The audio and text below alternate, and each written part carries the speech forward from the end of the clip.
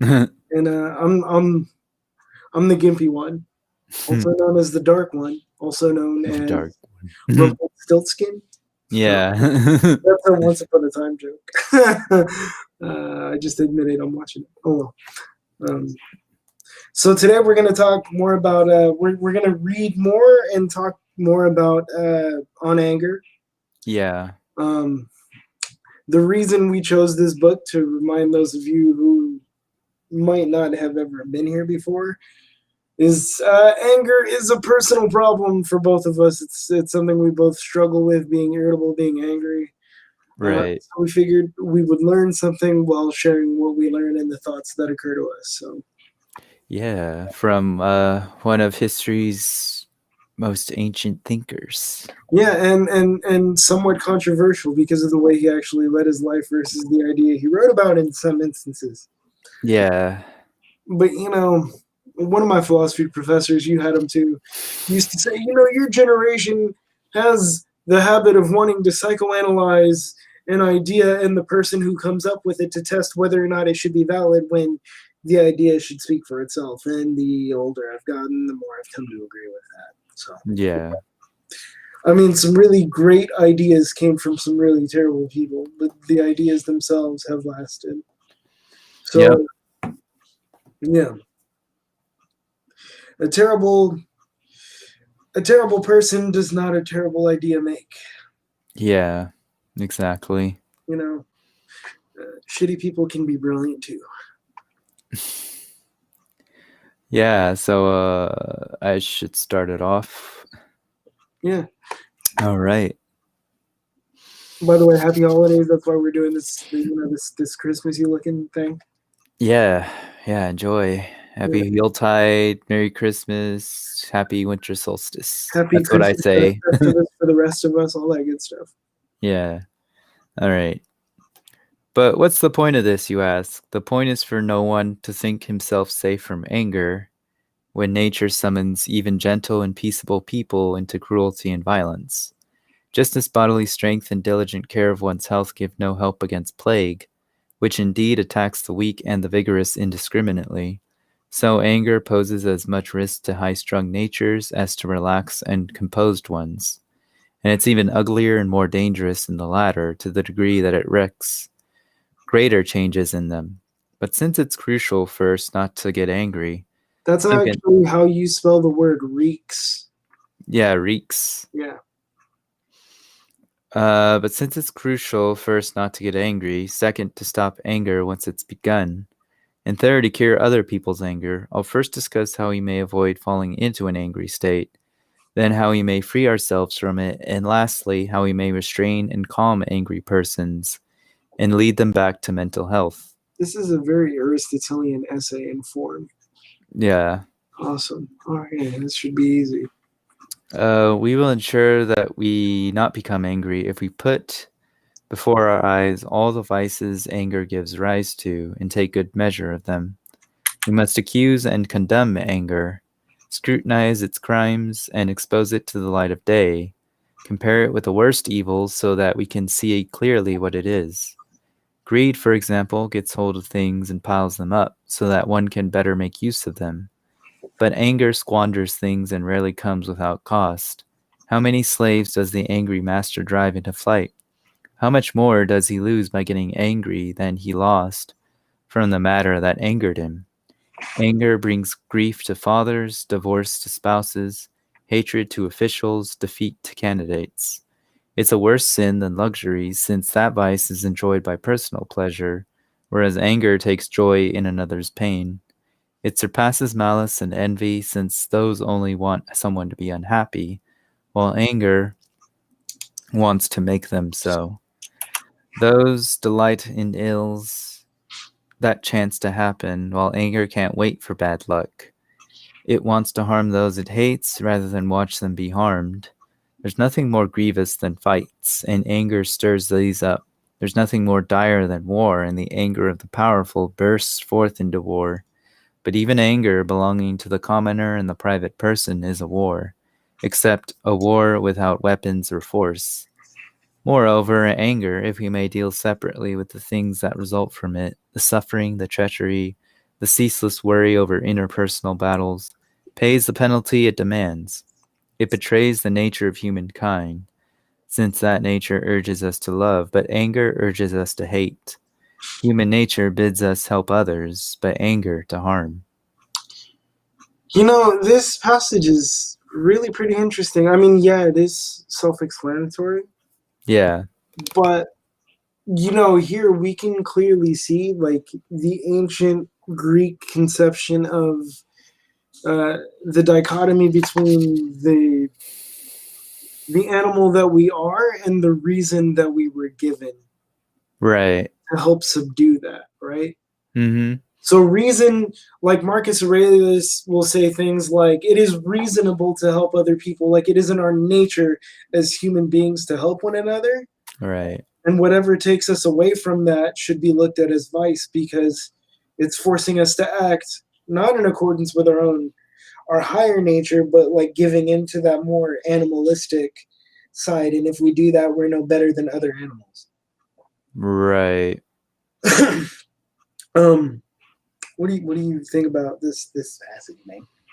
Yeah, I thought it clearly showed that he's not denying we're animals necessarily, but that we can learn to tame that nature of ourselves. Yeah. Because ultimately we're all the same. Like we all want the same things, like love, companionship, trust, loyalty, and all that. Right. Yeah. So, and he's saying anger destroys all of it. Like it wants to destroy all of it. Yeah. It doesn't matter what the object of the anger is. Like that emotion is It poisonous. Yeah. Yeah. And like the thing, right, is like it's not willing to talk about things once it's vented itself. It wants to feel justified. Yeah, that's the thing. And he was saying like powerful burst into war. Like when you think about it, that's the history of war. Yeah. Wars were started because people in positions of power were angry. I mean, wars have also been waged out of greed and the desire for more territory, but I mean, war has stirred up plenty of angry people. Yeah. And when you throw in propaganda, it just makes it worse. The more I think about it, like Mm-hmm. the more I'm less inclined to think that war because of greed or some other motive isn't also a form of anger. Yeah, yeah. Because like when you're greedy, you become envious of what other people have, and then it makes you angry that you don't have it. You feel slighted that you don't have it. Right. Which angers you. And then Mm-hmm. ultimately that leads you to wage war on whatever you think deserves it. Yeah, exactly. So I don't know, Yoda was right. I said that last stream, but yeah. Yeah. Fear leads to hate, hate leads to anger, anger leads to, or fear leads to anger, anger leads to hate, hate leads to suffering, something like that. Yeah, something like that. Which way did he go? Do you remember? Yeah, he was like, oh, fear is the path to the dark side. Fear leads to anger, anger leads to hate, and hate leads to suffering. Yeah. Yeah, he was saying that to Tiny Anakin in episode 1. Yeah. Yeah. Yeah, any Star Wars fans, like, this is proto Star Wars. This existed way Yeah. before the beauty that is Star Wars. Yeah. All right. So 3.6. There's no proof of greatness so sure as when nothing that can occur can provoke you. The higher and more ordered part of the universe, the part near the stars, is not forced down toward the clouds, nor driven into a storm, nor whipped into a whirlwind. It is completely without turmoil, while lower levels get the thunderbolts. In the same way, the lofty mind, ever calm, situated in a tranquil resting place, keeping down below itself all things that anger it, is moderate and reverend and well ordered. None of that is true of the angry man, for who has not cast off shame the moment he surrenders to anguish and begins raving, who has not given up what respectability he had when he grew frenzied with impulse and attacked someone, who, when provoked, has kept good track of the number and sequence of his duties, who has governed his tongue, who has held back any part of his body, who has been able to govern himself when he's been set loose from restraint. So, we will benefit from that helpful precept of Democritus, showing that tranquility lies in not undertaking tasks, either in public or private, that are either numerous or greater than our resources.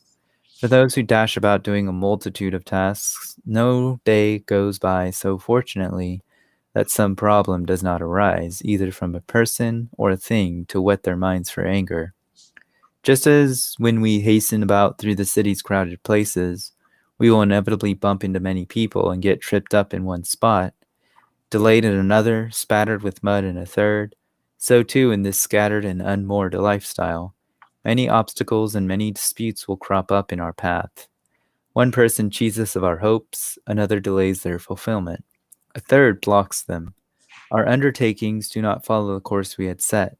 Fortune is not so partial to anyone as to make every path easy when we are attempting many things.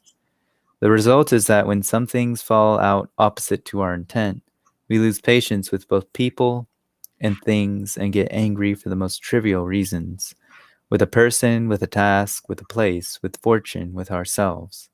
So, for the mind to be able to stay peaceful, it must not be scattered or worn out by the conduct of many different things, as I've said, or of major things, or of things that it reaches for beyond its grasp. We can easily fit light yokes to our necks and move our cargo here or there without slipping. But when we've been loaded up by other people's hands with things we can barely carry, we get overwhelmed and dump them as soon as we can.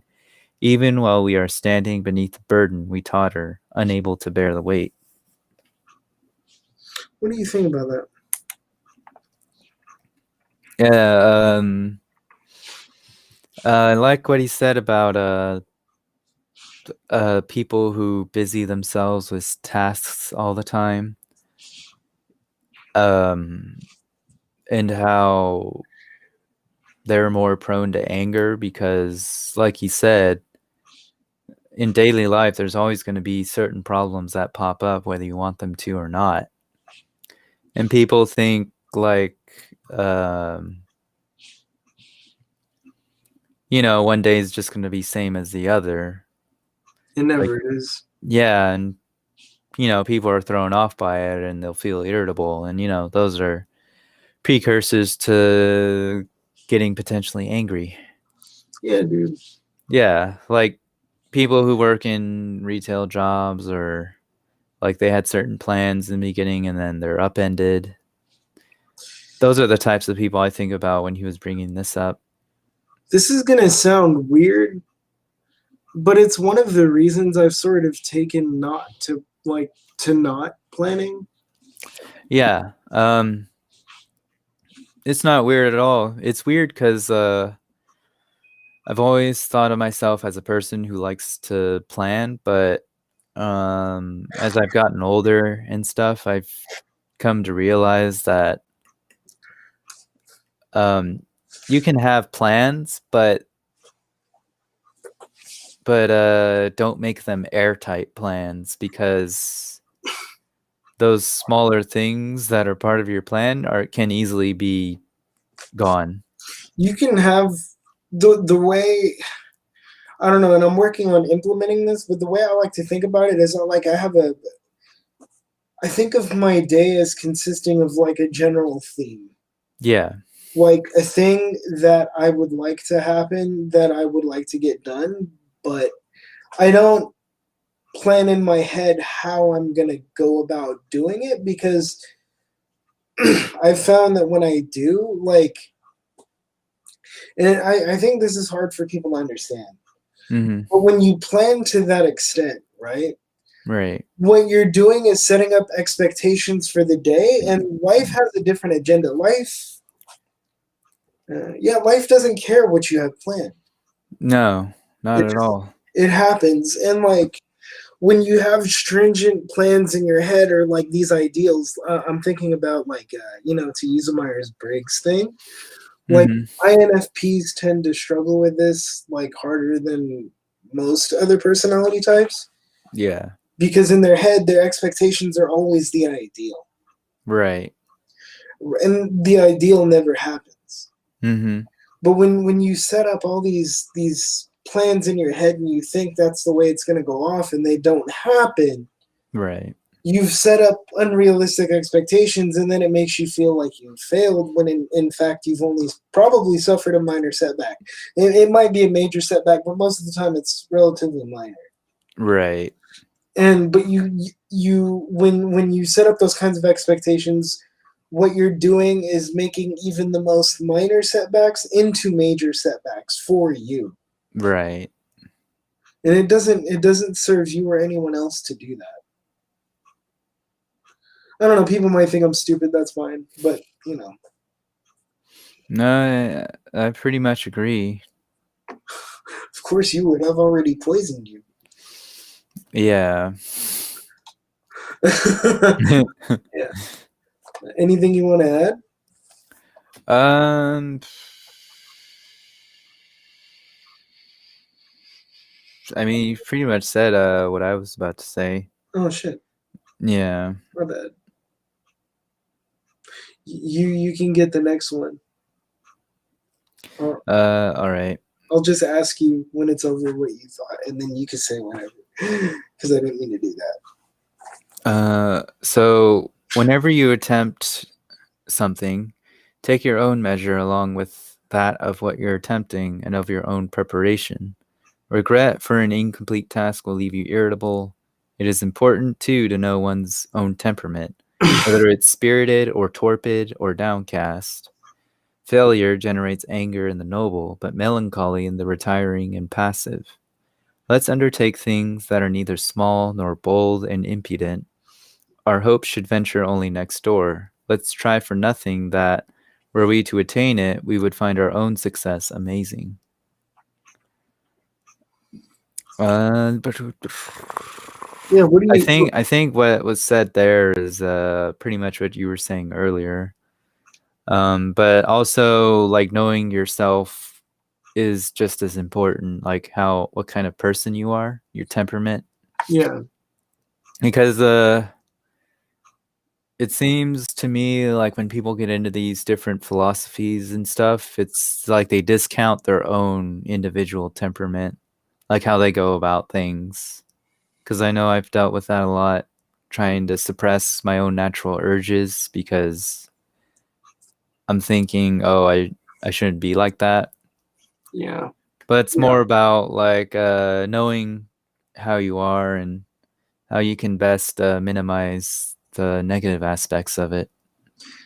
And it's a real struggle, dude, because like when you first start getting into like stuff like this, even from a pure self-improvement angle, let's say you come to this stuff from I don't know, a self-help book or something, Right. because that happens. Yep. There's this weird thing that happens to literally everyone I've talked to, including ourselves, where you try to conform to what you think the ideal paradigm of this thing you're studying is. Yeah. And when you do that, like you said, you throw yourself out the window, like all this self-awareness that you're trying to achieve and everything that you know about yourself, you're basically discounting it and saying, I don't need any of that. But that's not how people work. Yeah. So when you get into this stuff, I think it's really important to take very like brutally honest stock of who you are as a person. Mm-hmm. So you can be aware of the things that are going to be more difficult for you and maybe emphasize those for yourself, and then try to find ways to work with those things. Like if anger is an issue for you, you might want to focus a lot more on how to deal with anger in a different way than somebody who generally doesn't get very angry, but they tend to be like really depressive. Right. Because those challenges are very different. Sometimes they intermingle, but Yes. It's whatever the dominant issue is that's going to be more difficult for you. Yeah, exactly. So, And yeah.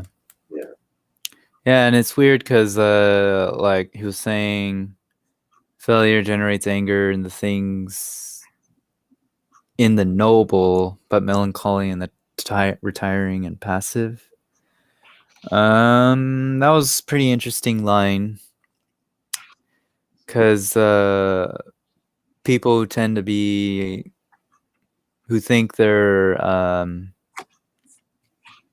I guess more I'm trying to figure out what he means by noble, like people who are proud or who see themselves as altruistic or selfless. I find it interesting because those are the people who are most prone to feel angry or irritable. I think that is what he's saying. Yeah.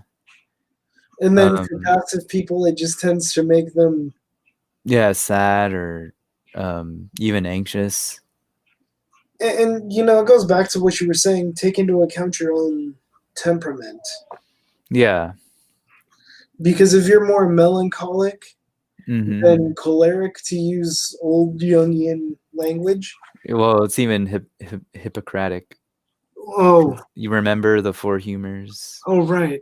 I think that was still around back when he was writing this too.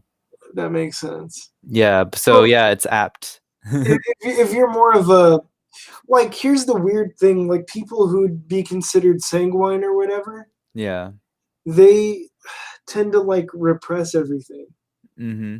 So when it comes to anger, those are the people that I worry about most because you have no idea what you're going to get.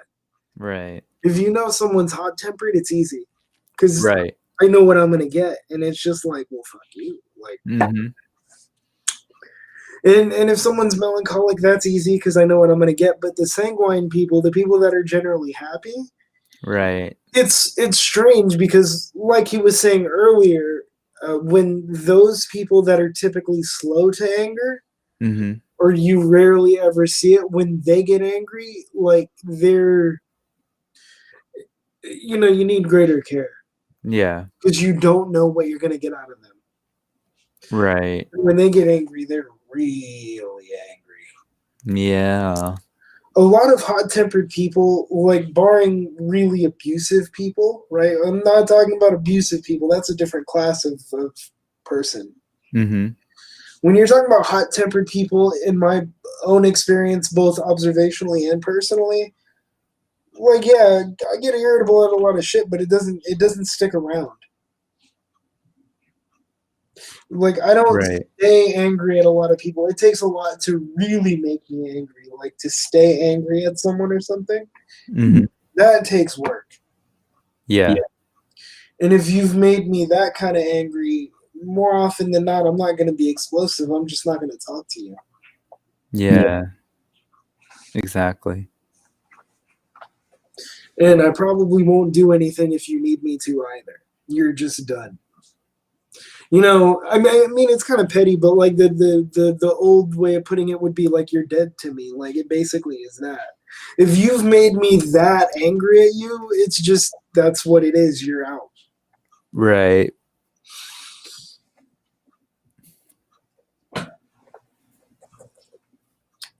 And to be honest, like I don't really see a problem with that. I mean, even if I forgive you for what you did, it doesn't mean I want you back in my life.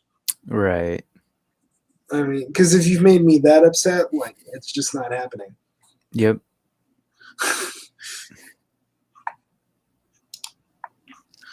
All right. So let's make an effort not to feel wrong since we don't know how to bear that feeling.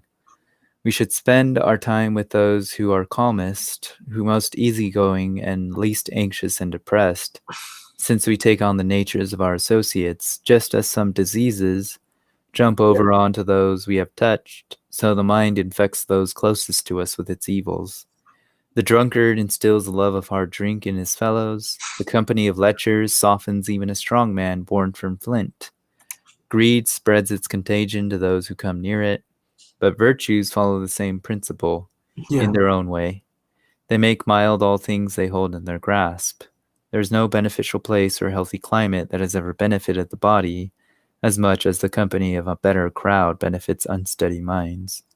To see this point as clearly as you can, just look at how wild animals get accustomed to our society, and how not even a huge beast holds on to its aggression if it has lived with people a long time. All its savagery is blunted and forgotten, little by little, amid more peaceful surroundings. There is the further point that one becomes better, not only by example from living among calm people, but also by not coming upon reasons for getting angry and thus not strengthening one's own vice. For these reasons, we ought to run from all those who we know are going to stir up our anger. Who are they, you ask? They are many, arriving at the same outcome by different routes. The arrogant ones will offend you with their scorn, the acerbic with their insults, the impudent with their slights, the spiteful with their malice, the belligerent with their quarrels, the boastful and false with their vanity. You'll find unbearable that you're feared by the mistrustful, bested by the unrelenting, sniffed at by the fussy. Choose then the company of the straightforward, the easygoing, the mild, who neither provoke your anger nor put up with it. Even more to our benefit are those who are humble, humane, and sweet, but not to the point of fawning, for too much agreement gives offense to angry natures. I once had a friend who was a good man, but too quick to get angry. Sweet talk was just as dangerous around him as fighting words. Then there's Callias, who, as everyone knows, was a very anger-prone orator. They say that once a client of his, a man of outstanding patience, was dining with him in his chambers, where, being thrown together in close quarters, he found it hard to avoid getting into a scrape as the two rubbed elbows. He thought it best to merely follow along with whatever his host said and play the yes man, but Callias couldn't endure his acquiescence. Contradict me so we can be two separate people, he shouted, but even Callias soon gave up, angered because his guest wasn't angered and he had no opponent. Now, stop here really quick. I thought this was pretty interesting. Go for it. Because something about people like Seneca's friend Callias. Yeah. Sometimes, I think you and I are kind of like that anyway. The seeking of an opponent or something like that. Like, people who are too agreeable tend to annoy both of us. Yeah. Yeah. So, and I found the more and more comfortable I've become with myself, the more and more I find people who are that agreeable to be kind of disingenuous. Even though I understand the reasons why they take that position of agreeing with everything to avoid conflict. Yeah, I understand it too. But to me, like you were saying, I find it really annoying. Yeah. So, like Seneca said, befriending the straightforward and people who are easygoing, basically people who are just straight up, as I like to think of it. Yeah. Yeah. It's a lot easier because, to me, agreeable people, Mm-hmm. my experience with those who come off as highly agreeable, Yeah. also under pressure, kind of turn into duplicitous people. Yeah. Yep. Because they have very poor boundaries. They tend not to want to cause any sort of friction. So they maintain that at the cost of actually having a backbone. Yeah. And so, if it comes to, for example, if I'm friends with somebody who's really agreeable and, they have an asshole friend they've been friends with for 15 years and that person is being a complete jerk to me, Yeah. it's not going to matter what I say. Yep. Or what they've seen. They're still going to they're going to be like, well, I've known you for a year and I've known this dude 15 times that. So, easy decision. Yeah. And I'm like, well, all right, dude. More whatever. Fuck off. Yeah. I don't need that in my life, dude. Mm-hmm. Yeah, so I thought this was a pretty interesting paragraph. And also the thing he was saying earlier about associating yourself with people, like how Yes. that can infect how you think too. Yes. Yeah, so sometimes those people who are kind of anger prone, like Callias, like I identify with that because okay, yeah. So yeah, cosmically, yeah, we're all the same, but when it comes to our individualisms, um Yeah. yeah, sometimes like those anger prone people, well, those we call anger prone, like they're trying to do something that helps the pattern grow or exercise their own muscle, if you know what I'm trying to say. Yeah, like when you used to call me like the angry Socrates or some shit. Yeah. Like Yeah. it It wasn't wasn't out of malice. it wasn't really because I was always angry. Yeah. Sometimes, I'm not gonna lie, sometimes somebody would show up and say some dumb shit. Mhm. I would see Right. this dumb shit and then I would get angry and want to smash them in a debate, and I would. Mhm. At the expense of my own sanity and their feelings. Yeah. But in the long run, I gotta be honest, I don't really regret it. I don't, because like for those people who learned to take that as constructive, Yeah. they actually grew as people.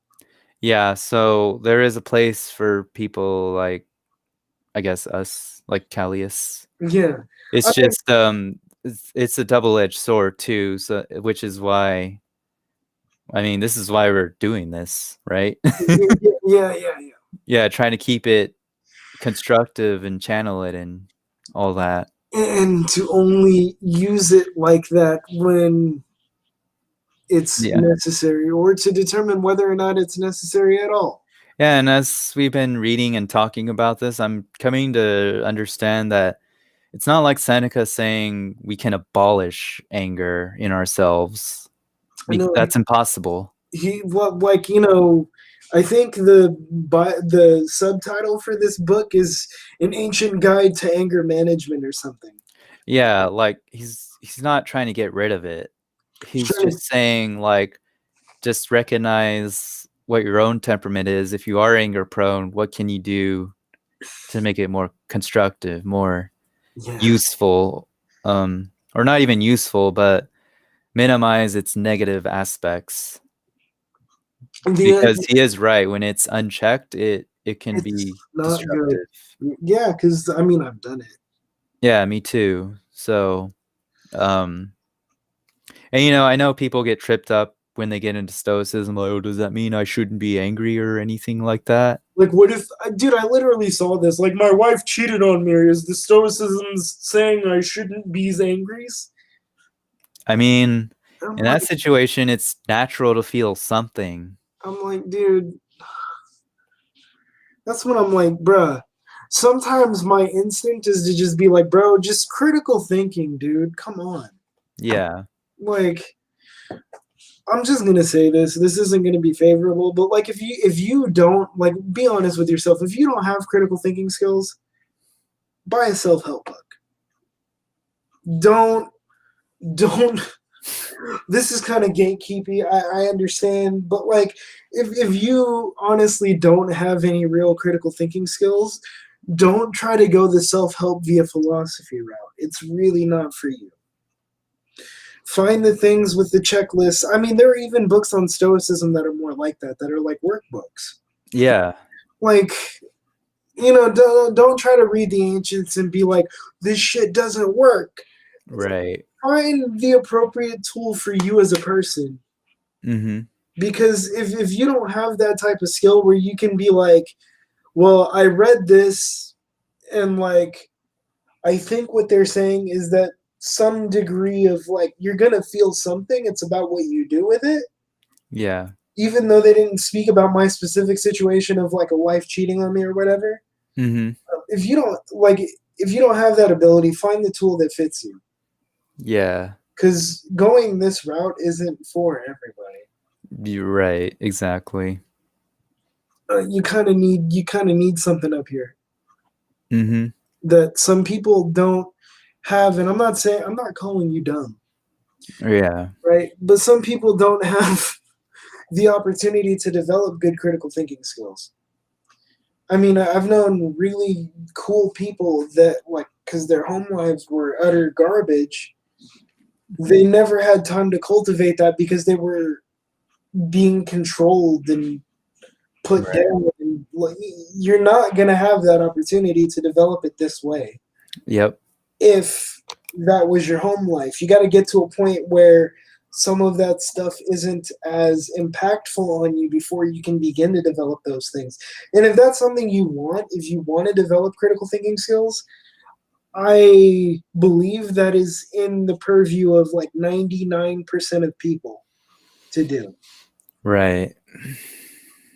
It's just going to be harder for some than others. And like in the case of severe um like intellectual cognitive deficits, yeah, Hmm. cognitive deficits, it might not be possible, but that's why I'm saying you got to find the tools that work for you, Yeah. because there are a bunch of them out there and this is not the only one. It's not even the best one in my opinion. Yeah. If it is for you, then go for it. If not, there's other stuff out there. Yep. So I was thinking about finishing the rest, and maybe we could stop there. Yeah, that works. All right. So yeah, Callias soon gave up. Because he had no opponent. Yeah, if we are aware of our own wrathfulness, let's prefer such men as friends, that is, those who will take their cue from whatever we say or whatever look we give. They'll spoil us and get us into the bad habit of hearing nothing against our wishes, but it will help us that their own flaw gives us some rest and breathing room. Grouches and bullies will put up with a flatterer. Nothing is harsh or severe toward the one who strokes nothing. Whenever an argument goes on too long and gets heated, we should stop it at the outset before it gathers steam. A dispute feeds on itself and grabs hold of those who are mired in it. It's easier to keep aloof from a fight than to extricate oneself. I'm not gonna lie, this is difficult for me because, man, I like debating people. Yeah. I also like when it gets heated because it shows you like what type of person that is. Mm-hmm. So this is particularly difficult for me. Yeah. And I I'm think not. it just depends on what the situation is, too. Yeah. Yeah. Um. I mean, it does. I mean, the people that I no longer debate with, for example, would be people of either side that are here that are of the opinion that like keeping up with politics is life to them, Yeah. because whatever side they fall on, I find that they're completely unwilling to listen to anything else. Right. And it's just like you're debating with the wind, and the wind is howling so loudly that you can't be heard, and there's really no point. Right. Um, anyone who has made up their mind entirely about what life is, like the nature of life, is not someone I engage in spirited debate with. Yeah. Not ever, because it's not worth my time. Mm-hmm. So I guess in that respect, I've probably changed because I used to just do it for fun for myself, but oh no, I don't have the energy anymore. Why'd that make you laugh? I don't know. But yeah, yeah. All right, dudes. We'll probably see you guys next week. Yeah, Yeah. it's depending on your work schedule, it'll probably be Sunday again. Yeah, probably. Because this seems to be fairly regular at this point Right. with how your work is being scheduled. So it's probably going to be Sunday. If that's the case, we'll see you next Sunday. If not, it'll probably be a Saturday. It'll be one of the two usually. Yeah, yeah, exactly. And very, very rarely, maybe a Friday. Yeah. Because I think that happened like once in like Right. 10 of these. All right, dudes. We'll see y'all later. All right. See you later. be Stoic or Buddhist or whatever the hell you are, but you know, if you're gonna do it properly. Yep. All All right. right.